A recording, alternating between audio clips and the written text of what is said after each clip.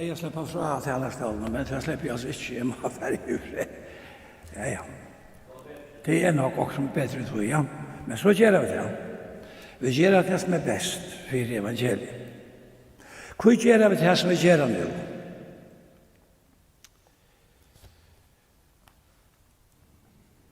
Vi gjør det av øyne i årsøk. Årsøken pura grøy.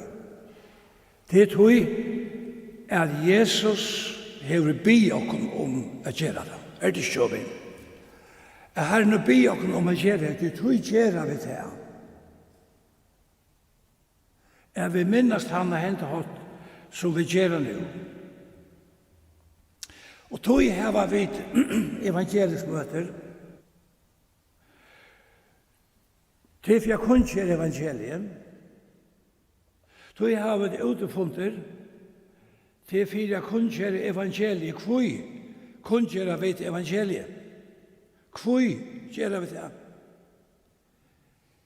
Tog det seneste som Jesus sier, vi lærer så under søgnet var dette ferdig ut og kunne evangeliet. Ferdig ut og ber i hendene her, sikner jeg påskapen ut, som tid har hørt, og som tid har opplevd, og som tid blevet freste vi, så som man sier i 4 Korintbrevene, om at Kristus Jesus døde, om at han var lagt i grøv, om at han røys opphatter. Og apostlasjøven alt som man en avhøytan av samkommene om å fære ut vi evangeliene om Jesus Kristus. Bere seg bøyene vujere at andre mennesker kunne oppleve det som vi har opplevd. Det grunden. Det fære vi. Og så kan man spørre vujere i løven om at hva gjør vi det indiske som vi gjør i løven? Eller eisende, hva gjør vi det ikke? Hva gjør vi det ikke det indiske? Som annars mennesker gjør i løven. Tog jeg Guds år lærer oss noen avsting. Og ta og Jesus fører ut, så sier han dette her, han står fram, og han taler til Torran, og han sier, mer ikke vi alt valgt i himmelen å gjøre. Så sier han, færre tog ut, og gjør i alt folkeslød til læresveinar, døype tar til navnet færesens, sonarens og hele andans.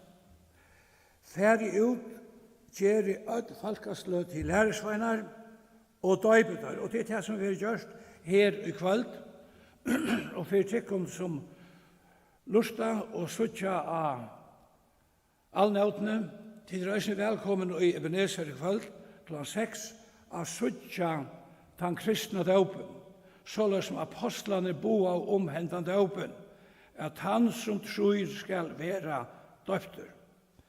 Vi døypa teg som frelst. Vi døypa teg som kommet til trygg. Ikke fire at være frelst, men tog teg frelst. Da jeg ferdig til Israel, så pleier jeg alltid at sauna folk sammen ved Golgata. Og det et innskje som alle har, det å komme til Golgata. Og her har vi et brevbrøding, og folkene, jeg kjenner ikke alle folkene som vi, og en slukker fer, men så sier jeg vi alle folkene hettar. Så sier jeg tid, og så leser jeg bøyene som Jesus gav, da han sier, gjør jeg dette til minne om meg. Gjør jeg dette til minne om meg.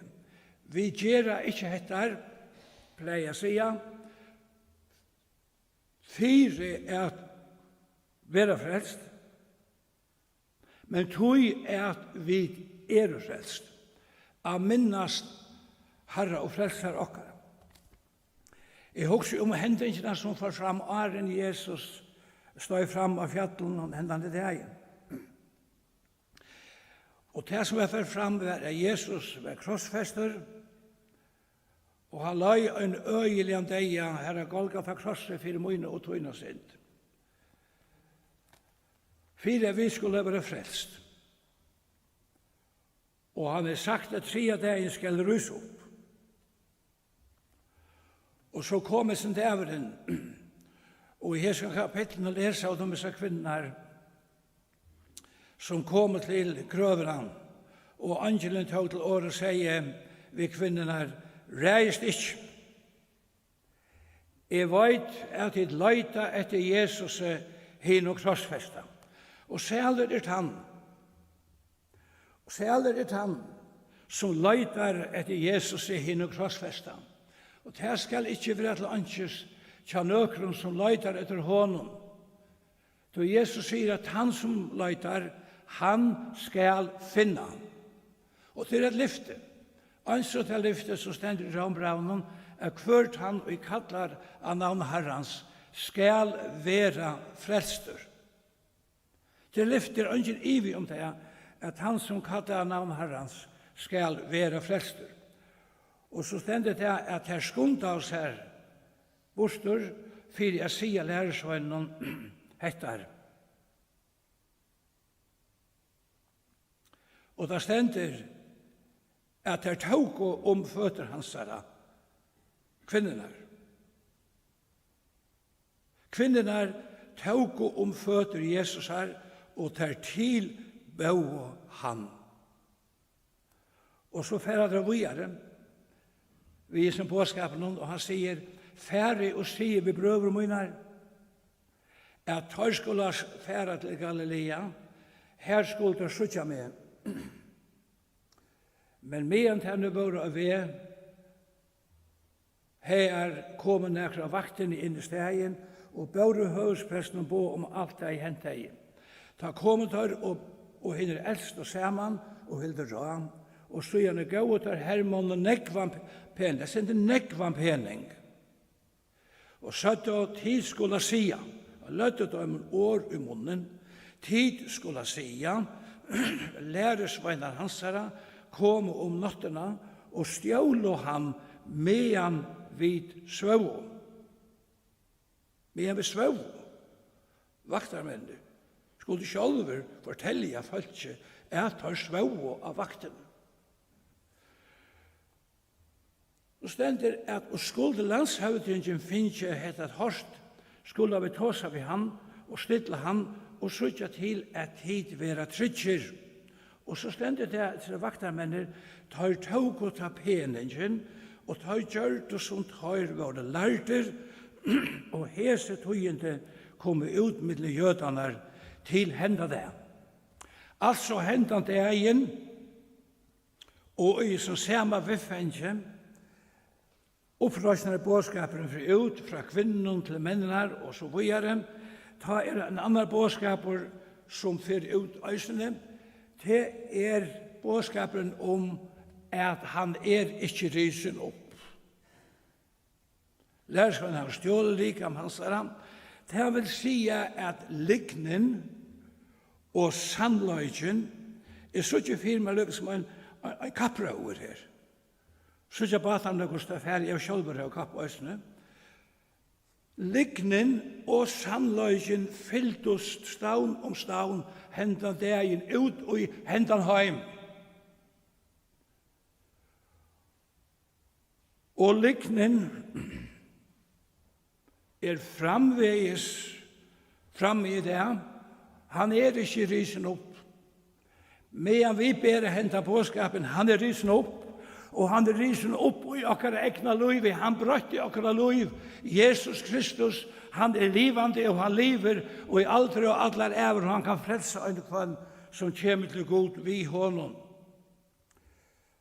Han deier, han røs oppater, og han lever i det. Og tog gjerra vi dette.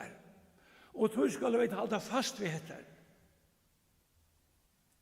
Jødene som fører ut, og i heilige landen, blir spjatter om allan heimen, og har vært til det ene.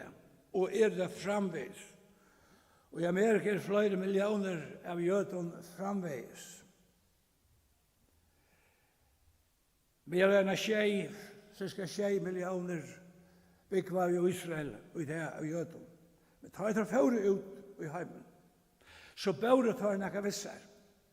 Og hva bør det visser? Tar bør hendan bådskap med visser, som fedrene hadde lært der, at en dag så ble et lamdripe i Gåsens land. En dag, da Israel skulle fære ut av Egyptalandet, ut i øyemørsene og av ved og imot Kanaans landet. Jeg måste. Mot Kanaans landet. Mot landene som vi stevner mot. Så er for Israel øsne og imot det som jøreska. Sion.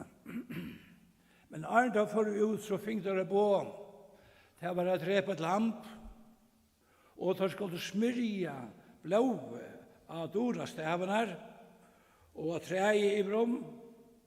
Så de angelen skulle fære i kjøkkenen landet, og han skulle drepe kvann frombarnen. Hetta var tog at far og hei sett seg i møte Guds folke, og Guds folk skulle ut. Herren hei avsett en dag til Guds folk skulle fære ut, og til Herren hei avsett en dag til vi skulle fære ut ur okkara Egyptalandet, og det var ikke noe gjørest Sion, men det var heim.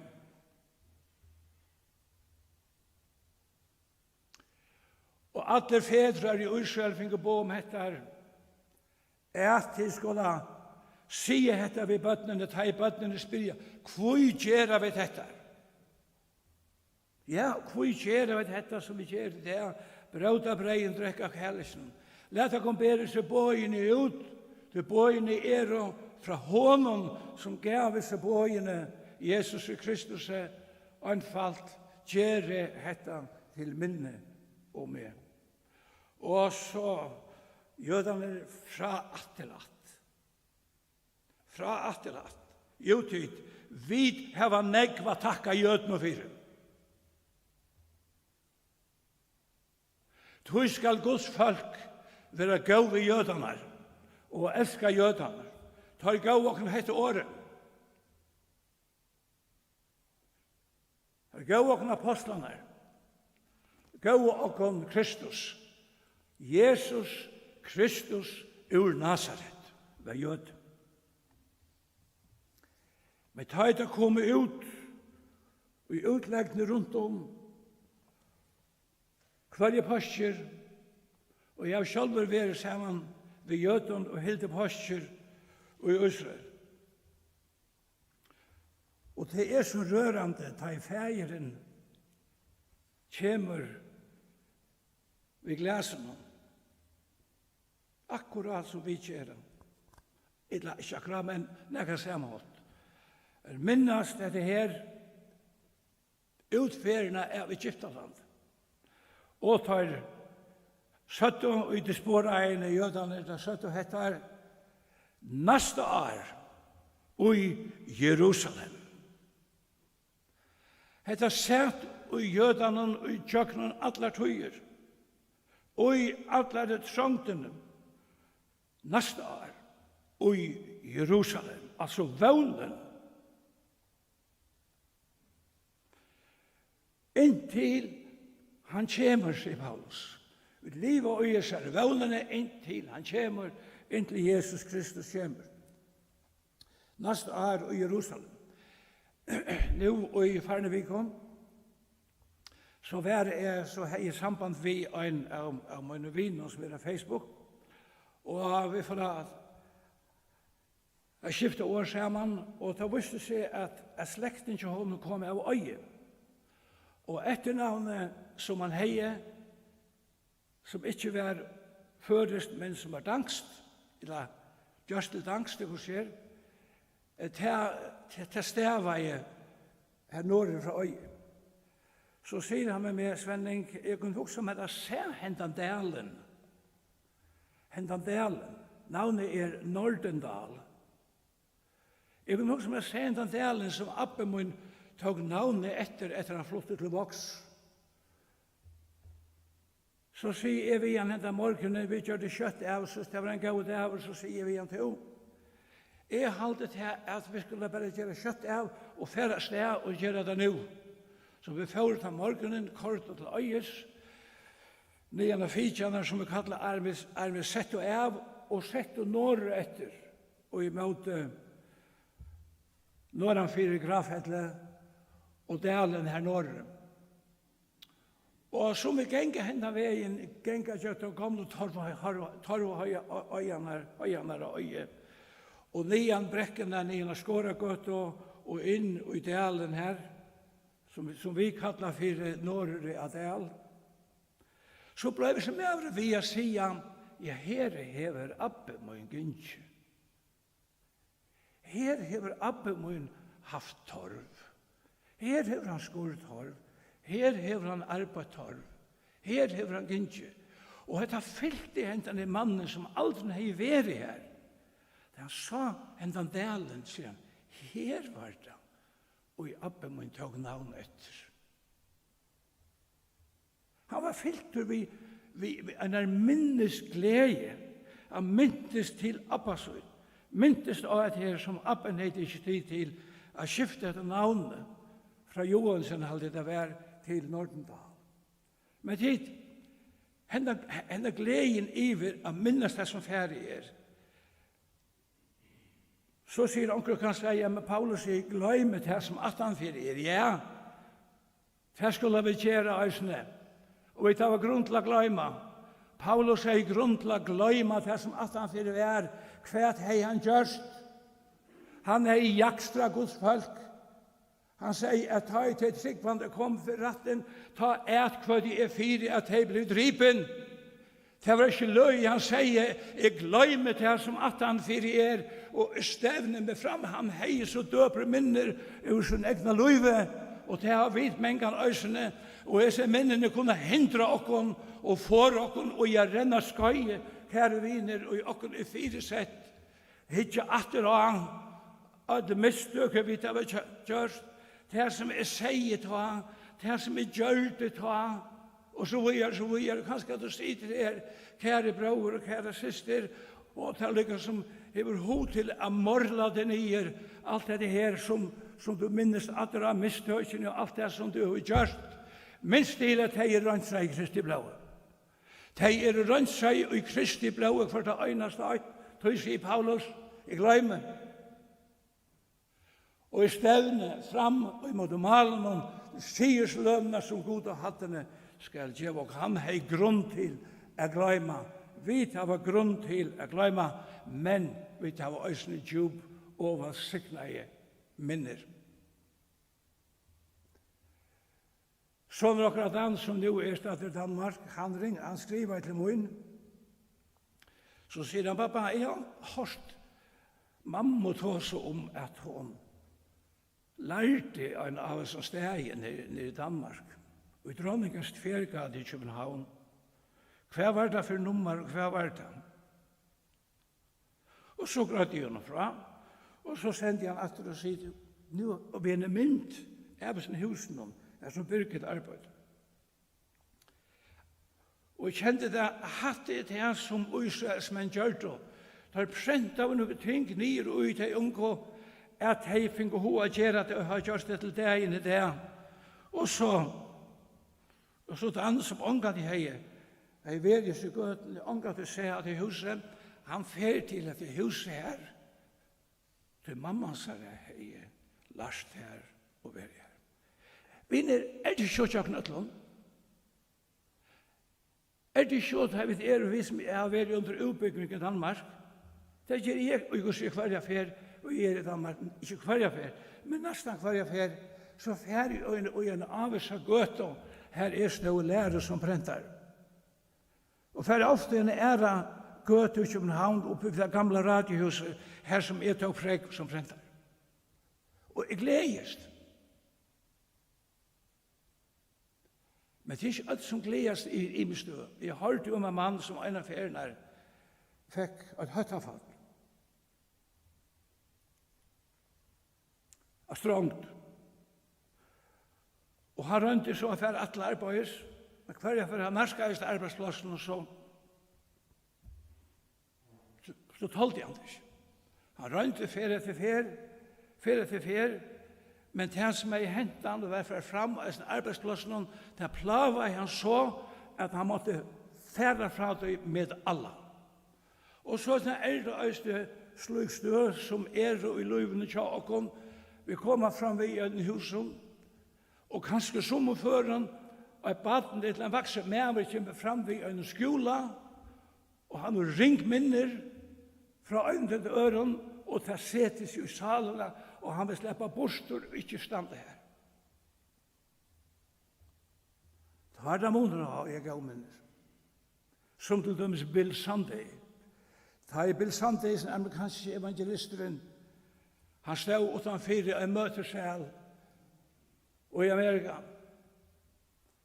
Og han stod i bøn, held hendene sammen, blunda hjem. Og så kom en løgregler med over til hans, og så sier han vi han til han, skal jeg hjelpe deg, hva det gale ikke av deg?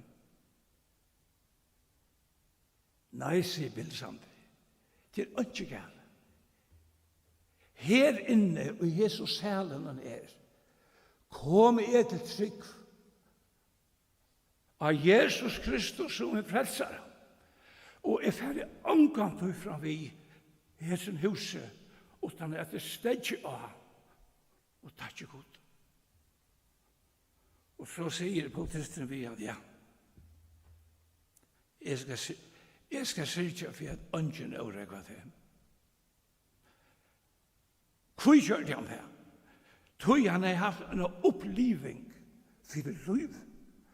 Han hørte evangeliet om Jesus, og han ble frelster. Og han løyte alt dette stedet som, det var så gode tankar, og han ble fylt vid glede. Jeg ble selv frelster i gamle Ebenezer. I samband med gamle Ebenezer. Og til elsker jeg etter stedet.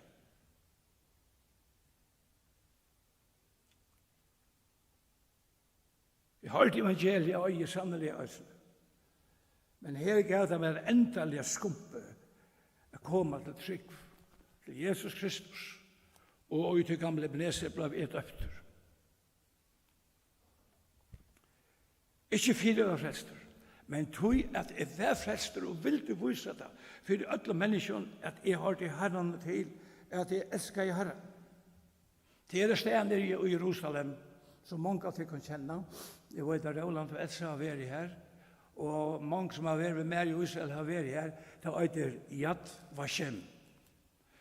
Yad Vashem et minnigarsted for de som låter lov under krønnen. Det er mange jødene som låter lov under krønnen. Og da jødene valgte å feste et navn av dette stedet, så tog der høyte ur Isaias bok. Og i Isaias bok stendet skriva hette kapittel 36, vers 5.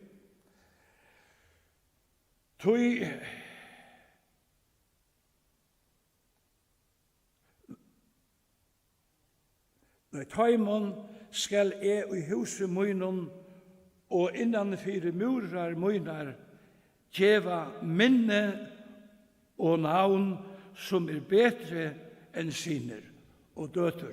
Altså minne og navn. Vi har et minne, men vi har et navn. Og felagsnevner ikke akkurat som kjenner, som frelst her til Jesus Kristus, akkurat frelsere. Yad Vashem, minne og navn. Og her er det et løyte inn som kommer, de fleste som kommer til Israel. Vi må inn og balkon ferdig alltid inn her, for å sutje det. Og her er så nek.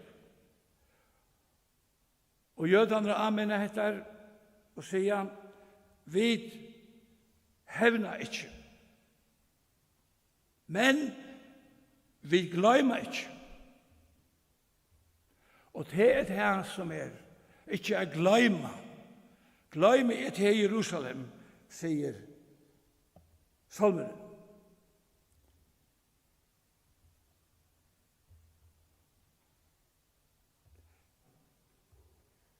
Vi er ikke hva annan. Vi høyder av mennesker som er frelst. Vi høyder av mennesker som sier vi er frelst. være satt ved god, som Paulus sier, være satt ved god. Han ble gjørt til synd for okken av Golgata, være satt ved god. Og vi sier eisende i samband med dåpen, dåperen var ikke et innsk. Dåperen var et bå. Jeg færre ut i evangelien var et bå. Et båvinner. Et bå til samkommet Guds færre ut. Kunnskjer i evangeliet. Døype. De som kommet til trygg. Og så stendt noe annet kære vinner, som vi kanskje menkan ikke gå så nekv om, men så stender det her, som hever vi akkurat løy som tryggvand jeg gjør, kære vinner, løy vi ikke akkurat som tryggvand i middelen akkurat folk. Hever all miklan tøytning. Hvordan færre av det og jeg har løy vi middelen mennesker her. Jesus sier etter, han sier færre ut, kunnskjer evangeliet, døypet hei som kommet til trygg, og så sier han gammal, så sier han læretøyr, læresvennerne, at halda. Vi sier med en gang at, ja, men bøyene, vi lykkes som finner kanskje bøyene, vi lykkes som hoa vannvira bøyene, men bøyene gau. Det bare vi som ikke klarer bæra bøyene, eller klarer bøyene, tog måtte Kristus komme, og så å si, rutta opp på økene, og sier, nå ordentlig hatt her, ikke bare for øyne tvei, for jødene, men for alle heimen. Ett offer for synd, øyne for alle livet versk. Men det kommer til dette, og lærer tør at halta alt det og jeg har bøy til henne. Hva er det høy? Tryggven første stiget, dåperen andre stiget, og det så livet vi stigen i løven, som tryggvande, spyrje. Det bare et stig? Det bare kommet til trygg, og døfter? Nei, heter det. Jeg minnast med. Trøy. Og vi kunne fære vujere fram etter vi ødnetømmen anmenningen som Jesus sjølver gav sin samkommer. Atlan vi en lese av evangeliet, så det en ørgrunne av boven som har til du sett her. Elsker hver annan. Bøgnløyes og i Guds åre. Og det nekv underbå. Hese bøyene kunne ikke haltast utan vi kraft hele andans, utan vi fytling hele andans, utan vi halta oss til Herren Jesus Kristus. Ikke bare en møte. Godt og valgsiktene vi kommer til møte, men det skal fire kunna liva og i hessen heim må vi være uiklatt alt det som høyla i anden og god og færen og sånn heva a djeva okkom. Jeg skiljer ikke alt i skriften. Jeg skiljer heller ikke alt vi høyla i anden. Men jeg menn kan be Herren til bønene, Herre, djev meg det som jeg har bruk for til det andalige liv vi har folk og til å tale evangelium til. Og se meg hvordan det øyter, og se meg hvordan det vil kalla, jeg har bruk for ødlom tog som høyla i anden kan djeva mer. Sånne mennesker nevner det for øyt og annet som det vilja. Jeg har bruk for ødlom nesten her, og i sånn tjenestene og i sånn virkene, til å tjene Herren og i landet og folkekjøkken. Vi ber folk om at lete seg frelse, folk lete seg døype, og vi ber også om at folk vittna om Herren. Begge menn og kvinner, og at vi synger og vi visker, og tjene Herren at han hatt som han vil give nøygaver til. Men det er pjøsken til å si nøygaver til å åpne munnen. Vi vil åpne munnen for den øyneste øynte, og i arbeidsplassen av venen og så videre. Jesus sier vi lærer som han sønner, Hvert var det ut i tala om av vennen? Hvert tala det om? Ja. Vi taler om hver var det største av. Mennesker. Mennesker. Hver største? Hver største? Til en som Herre. Til en som mestare. Til Jesus Kristus. Vi tjenere. Og det så sikkert. Ja. For det som har lyst til som ikke kjenner evangeliet, eller som ikke tidsjer mot evangeliet, vi kan høre evangeliet år om år og sitte og møte og høre og utvarpe og alle stedene og så videre, men vi må komme til det at vi kan avkjøre. At vi velger Jesus Kristus som akkurat frelsere. Dette det første, og dette det første stiget her til liv, å få liv, få evigt liv, vi trykker på Jesus, å komme og lære med til Jesus. Ja, la meg si at vi vet hva når i Kjøtnevik i Tjørskvalget og hadde utemøte i Kjøtnevik. Så en jenta stod her, lustet hjem, og Børge var ved Jøsene, og andre, og så stender denne jentan her, og jeg får så iver å tale ved henne. Stod mitt, vi stod alle tøyene lustet hjem. Så en av denne aterne mye, jeg misker i møtene, så for å ta seg inn og spørre hvor det var. Så sier hun, jeg kommer fra Alabama og i USA. Jeg sier, Alabama og i USA? Ja, og ja, jeg er ensamhet. Ensamhet, jeg er ensamhet. Men damer så vel å være ensamhet. Og med damer så vel å høre seg sangene, så sier jeg, er du en tryggvande? Ja, sier hun. Jeg sier, er du født av Nutsjon? Ja, jeg er født av Nutsjon. Hittin en kvinne fra Alabama, når jeg Kjøtnevik, og som var en tryggvann som var kommet her, hatt det anden drevet Guds folk sammen. Anden Guds, og tog det at det anden som endreføyer, anden løyer, og anden varvøyder, og det stender i Johannes og Brevne, at han gjør dere innlite øysen i ui, dette var sikne i livet i året. Kjære videre her, alt litt som jeg var sett rundt om, Herren var siknet på en anstekke av det gang, men venter ikke til Jesus som tykker av frelsere, for jeg byr en bøn, en anfallte innbjørende bøn, til han som enn ikke bokser ved krossen, til å kunne frelse nå og her. Og så han tar seg Bibelen om at her at han som står øyla lett å støpe. Så byr jeg sammen, til å kan byr vi i setningen etter vi, Herre, takk for evangeliet. Takk for at jeg var en av dem som tog deg i fire. Takk at du gast ut løy for meg. Jeg gjør meg til tog nå. Takk meg til meg som jeg er. Sambart et egne år som sier.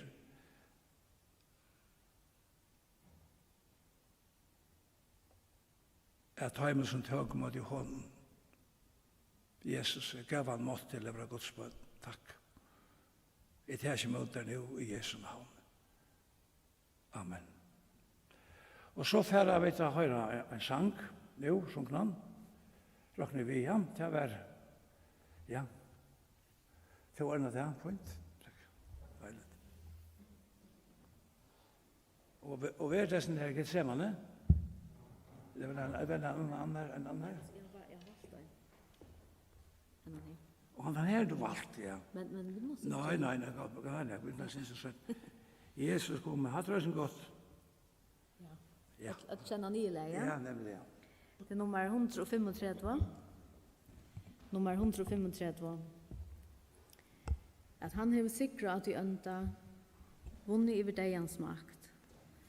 Och att allt är honom underlagt. Och offra ju allt. Ta ut det och medtag allt. Nummer 135. Vi har alltid vi kan resa oss.